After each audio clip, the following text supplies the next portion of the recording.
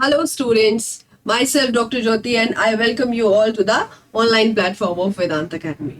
जैसा कि आप सभी जानते हैं कि अब हमने वन डे कोर्सेज लॉन्च कर दिए हैं और हमने करंट अफेयर रिवीजन की बात की थी। अब हम आपका सब्जेक्ट वाइज या important topic wise current affair का रिवीजन भी साथ साथ कराते हुए चलेंगे। तो आज का जो टॉपिक है उसके बारे में थोड़ी बात कर लेते हैं। आज हम जो बात करने वाले हैं तो हमारा टॉपिक है नोबेल प्राइज। नोबेल प्राइज आपको अगर आप किसी भी एग्जाम की बात करो तो आपको इसमें से कोई ना कोई क्वेश्चन, एक दो क्वेश्चन जरूर मिलते हैं। तो अब हमें जानना है, अब ये आपके अक्टूबर, नवंबर या दिसंबर तक जाकर ये आपके अनाउंस होंगे। तो इसलिए जितने भी आपके एग्जाम है उससे पहले के, उन सब के लिए आपको जो 2021 के नोबेल प्राइज विनर है उनका नाम, उनका सब्जेक्ट, उनका काम आपको सब पता होना चाहिए। और इस वीडियो के माध्यम से हम सबको चुटकियों में याद कर लेंगे। So let's get started.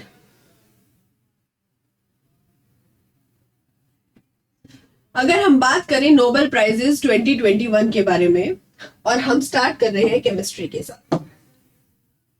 So chemistry में किन किन लोगों को मिला है देख लेते हैं। केमिस्ट्री में दो लोगों को मिला है। उसके साथ साथ जिन लोगों को मिला है उनका देश, ये जानना भी बहुत जरूरी हो जाता है। तो सबसे पहला नाम है बेंजामिन लिस्ट का।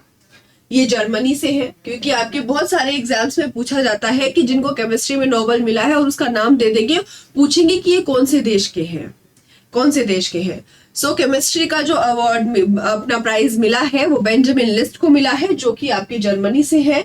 उसके बाद डेविड मैकमिलन है जो यूएसए से है। इन दोनों को मिला है केमिस्ट्री में। और इनका टॉपिक की अगर हम बात कर ले तो आपको ये याद रखना है, ऑर्गेनोकैटालिसिस।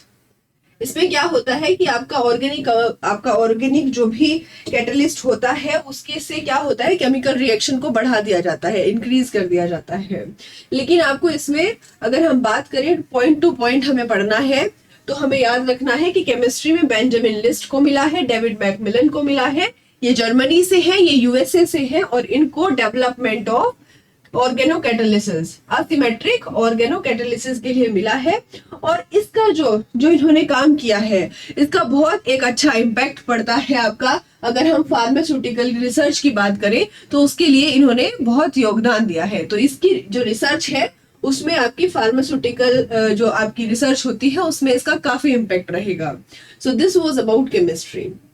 तो आपको याद रखना है कि केमिस्ट्री में दो लोगों को मिला है, Macmillan and Benjamin list Germany से है, और आपके मैकमिलन भाई साहब कहां से है, यूएसए से है। किस लिए मिला है, असिमेट्रिक ऑर्गेनोकैटालिसिस। तो आपको टिप्स पे याद हो जाएंगे। थोड़ा सा समय दीजिए, थोड़ा सा समय निकालिए और याद करते चलिए। और कुछ नहीं करना है आपको, बस अब शांति से बैठ के सुनना है, समझना है, पढ़ना तो पड़ेगा। उसके लिए कोई शॉर्टकट अभी तक तो नहीं बना है।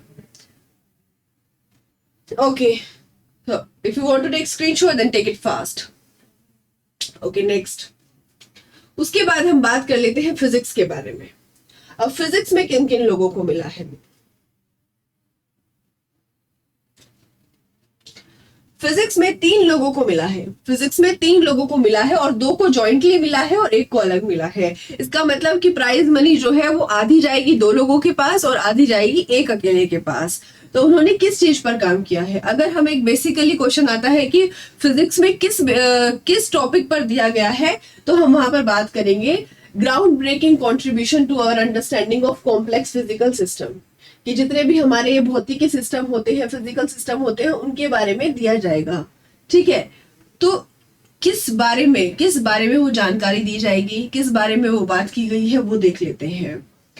आपके जो मनाबो है, सुकैरो मनाबो, ये जापान से है, और आपके जो क्लॉज हेसलमैन है वो आपके जर्मनी से है।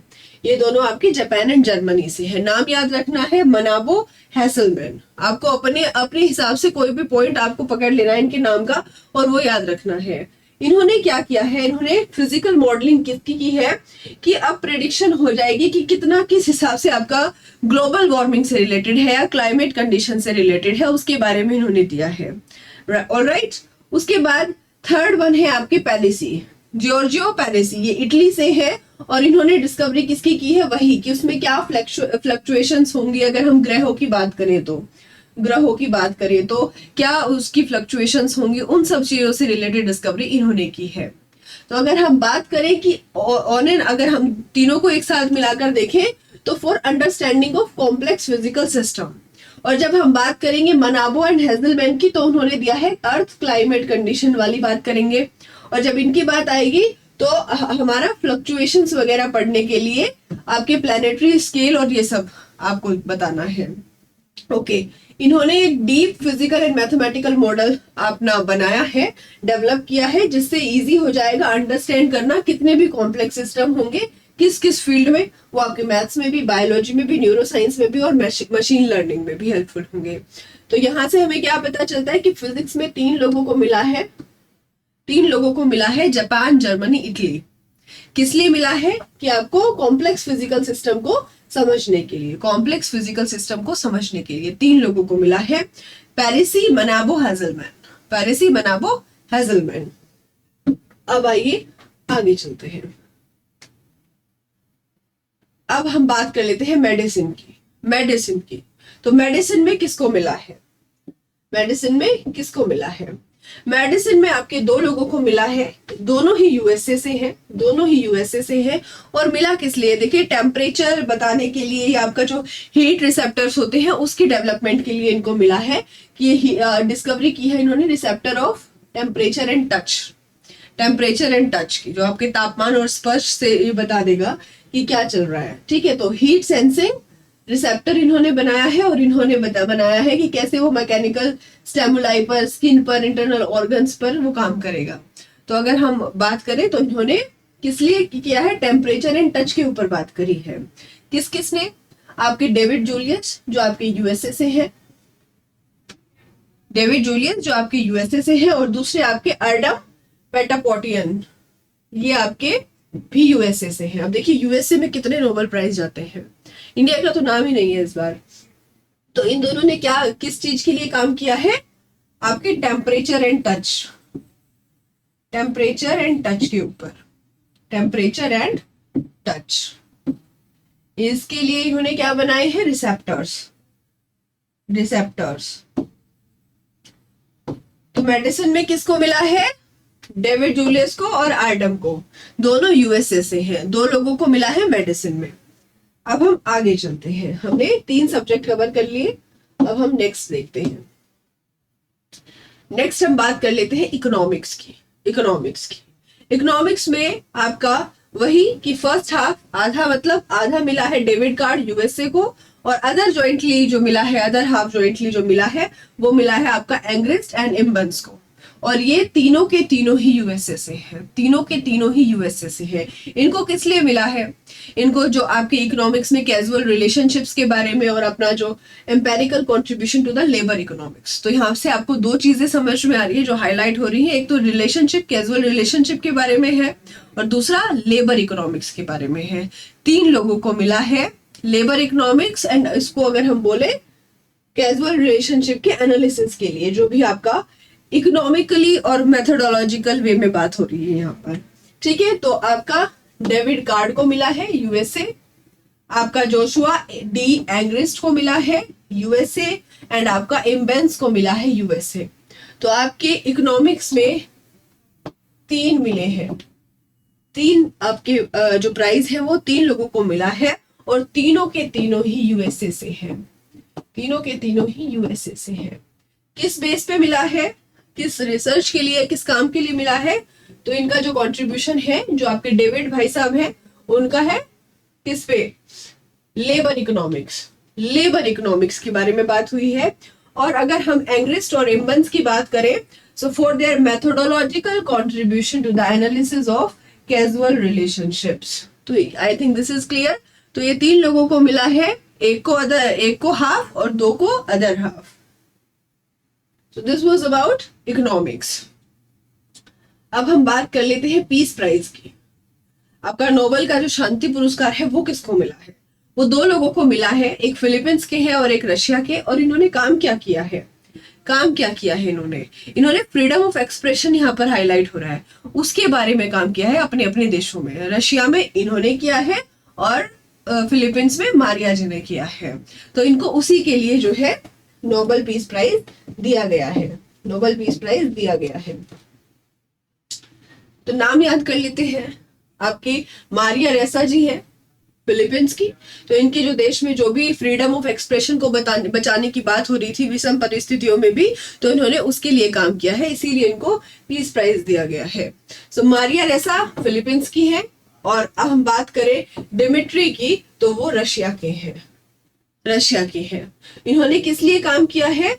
For their efforts to safeguard freedom of expression, freedom of expression which is a, freedom of expression तो मिली होती है ना, which is a precondition for democracy and lasting piece.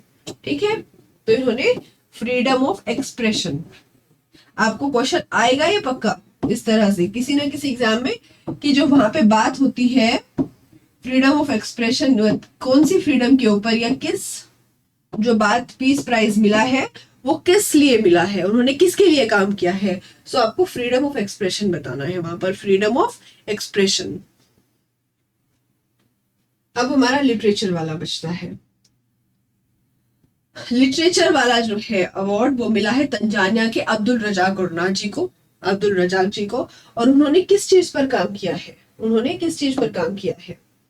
उन्होंने अपना जो काम किया है वो किया है आपका जो कॉलोनियल पीरियड की बात करें, उसके बाद जो रिफ्यूजी के भविष्य की बात करते हैं, कहाँ कहाँ in the gulf between cultures and continents, तो इन्होंने उन्हीं के बारे में बात की है। कॉलोनियलिज्म के इफेक्ट की बात की है, उसके बाद जो रिफ्यूजीज हैं उनके बारे में बात की हुई है कौन ये? अब्दुल रजाक, और है कहाँ से? तंजानिया से। तो ये भी एक अपने आप में इम्पोर्टेंट नाम हो जाता है लिटरेचर का। उसके बाद इनके कुछ काम यहाँ पर दिए गए हैं, आप स्क्रीनशॉट ले सकते हैं इजीली, ये भी पूछे जा सकते हैं क्योंकि अभी नाम जो है वो फेमस हो गया है। तो इनके जितने भी काम हैं, जितने भी इन्होंने काम किए हैं, जो इनका जो मास्टरपीस वर्क है जो इनके, जैसे कि paradise, by the sea, desertion, the last gift, gravel heart, afterlives, तो ये सारे काम भी इंपॉर्टेंट हो जाते हैं क्योंकि वो आपसे पूछ सकता है कि this work belongs to, 4 option दे देगा, एक में अब्दुल रजाक का नाम होगा। सो दिस इसलिए इनके जो वर्क्स हैं ये इंपॉर्टेंट हो जाते हैं, ये इंपॉर्टेंट हो जाते हैं। सो आपका लिटरेचर में एक को ही मिला है and that is Abdulrazak Gurnah. अब ये तो आपका नोबेल प्राइज के बारे में हमने बात कर ली। अब इसके कुछ फैक्ट्स भी हम बात कर लेते हैं कि इसके कुछ इंपॉर्टेंट फैक्ट्स हैं और उसके बारे में हम बात कर लेते हैं, कैसे शुरू हुआ था, किसने किया था, किसके नाम पे दिया जाता है। ओके, आपको जनरली क्वेश्चन पूछ लेते हैं कभी कभी। तो अल्फ्रेड नोबेल जो थे वो स्वीडिश इन्वेंटर थे, केमिस्ट थे, बिजनेसमैन थे, उनके नाम पे ये दिया जाता है नोबेल प्राइज। जैसे नाम से आपको पता चला है, तो अल्फ्रेड नोबेल की वजह से दिया जाता है। और इनका जो जन्म है वो हुआ था 21 अक्टूबर 1833 में, 1833 में। उसके बाद जो ये फाउंडेशन थी आपकी नोबेल फाउंडेशन, ये आपकी एक प्राइवेट इंस्टीट्यूशन में बदल गई कब? 1900। और उसके बाद फिर इसने देना शुरू किया 1901 से इसने फिर देना शुरू किया। और पहले किस किस सब्जेक्ट में दिया जाता था? फिजिक्स में, केमिस्ट्री में, पीस में, लिटरेचर में और मेडिसिन में। यहाँ पे आपको इकोनॉमिक्स नहीं दिखेगा, 1901 में आपको इकोनॉमिक्स कहीं नहीं दिखेगा, इकोनॉमिक्स की बात नहीं हो रही है यहाँ पर। लेकिन इकोनॉमिक्स का जब ऐड हुआ तो इकोनॉमिक्स की ऐड करने के पीछे किसका हाथ है? जो सेंट्रल बैंक ऑफ स्वीडन था, स्वेरेजेस रिक्स बैंक, इसके द्वारा फिर 1969 में इसको देना शुरू किया गया। 1968 में इन्होंने कहा कि ठीक है भाई, हम जो है नोबेल प्राइज इकोनॉमिक्स साइंस के लिए भी देंगे। और सबसे पहला जो इकोनॉमिक्स के लिए जो अवार्ड था वो 1969 में दिया गया। बाकी सारे सब्जेक्ट की बात करें तो 1901 से शुरुआत हो गई थी, 1901 से शुरुआत हो गई थी। लेकिन इकोनॉमिक्स का जो पहला अवार्ड था वो दिया गया 1969 में। I think this is clear to you. Facts miss नहीं करने हैं। उसके बाद कौन कौन देता है, कौन कौन सा इंस्टीट्यूशन किस किस सब्जेक्ट पे अवार्ड देता है, तो ये भी एक इंपॉर्टेंट क्वेश्चन बन जाता है। जैसे आपका फिजिक्स की बात करें, केमिस्ट्री की बात करें, इकोनॉमिक साइंस की बात करें, तो वो कौन देता है? Royal Academy of Sciences Sweden, नाम रट लो, Sweden. Royal Academy of Sciences देता है आपको फिजिक्स, केमिस्ट्री एंड इकोनॉमिक्स। अगर हम बात करें फिजियोलॉजी और आपके मेडिसिन की, तो ये देती है Nobel assembly at the Karolinska Institute, Sweden. Again Sweden, Nobel assembly याद रखना है कहाँ पे, कैरोलिंस्का इंस्टीट्यूट, स्वीडन। लिटरेचर की बात करें तो स्वीडिश अकेडमी, स्वीडन। उसके बाद पीस की बात करें तो नॉर्वेजियन नोबल कमिटी। तो आपको 4 कमिटीज के भी नाम याद रखने हैं, जिसमें 3 के लिए अलग अलग है और 3 के लिए एक ही है। आपकी royal Academy of Sciences, Sweden.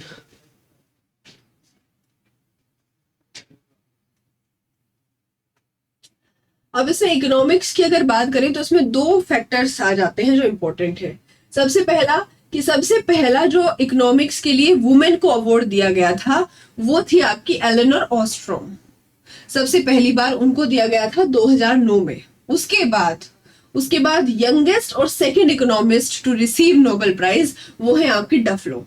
उनको कब मिला है, 2019 में। तो अगर हम बात करें कि इकोनॉमिक्स में वुमेन को कब अवार्ड मिला है, तो आप 2009 और इससे आपको याद हो जाएगा 2019, ठीक है, 9 से 19 के बीच में ये दिया गया है। पहला दिया गया था आपका ओस्ट्रोम को, और दूसरा दिया गया है आपका डफलो को। और इसी के साथ साथ आपका जॉइंटली दिया गया था, भारत का भी नाम आता है, वो अब हम पढ़ेंगे कि इनके साथ किसको दिया गया था 2019 में। ठीक है, तो ये 2 नाम आते हैं इकोनॉमिक्स में वुमेन के लिए, आपका ऑस्ट्रोम और आपका डफलो, ये दोनों नाम। और ये यंगेस्ट है एस्टर डफलो। इसमें 2 इफेक्ट्स हैं। उसके बाद हम बात कर लेते हैं इंडियंस विद नोबेल प्राइज। अब इंडियंस का क्या है, अब आपको देखा आपने कि अभी जो लास्ट अभी दिए गए हैं 2021 में, आपको कहीं इंडियन नाम नहीं दिखता है, बहुत रेयरली दिखता है जब से शुरू हुए हैं अब तक। अगर हम बात करें तो वो कौन कौन है उनके बारे में चलो बात कर लेते हैं।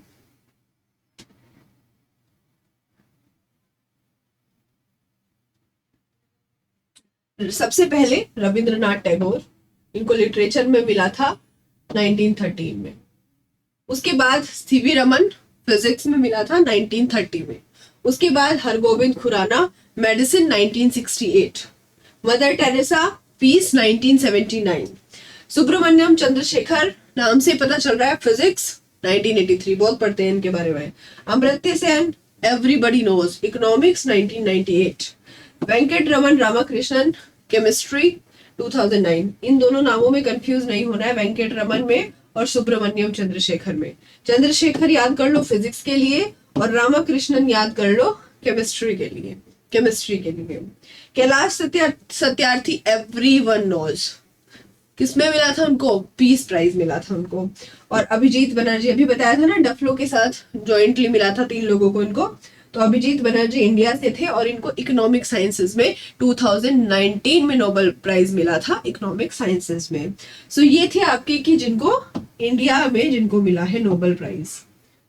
ठीक है, अभी देखते हैं कि आगे किस किस को मिलता है, क्योंकि सबकी रिसर्च जारी है। एवरीबडीज, हर किसी को चाहिए कि अपनी रिसर्च उनकी इस तरह की हो कि उन्हें नोबेल प्राइज मिला जाए, क्योंकि बहुत बड़ा, अपने आप में इतना बड़ा प्राइज है। ठीक है, so this was about Nobel prizes. और इसमें आपने स्क्रीनशॉट ले लिए होंगे, और स्क्रीनशॉट लीजिए और पढ़ाई करिए। और अगर आपको वीडियो पसंद आई है तो लाइक, कमेंट, शेयर, सब्सक्राइब कर दीजिए।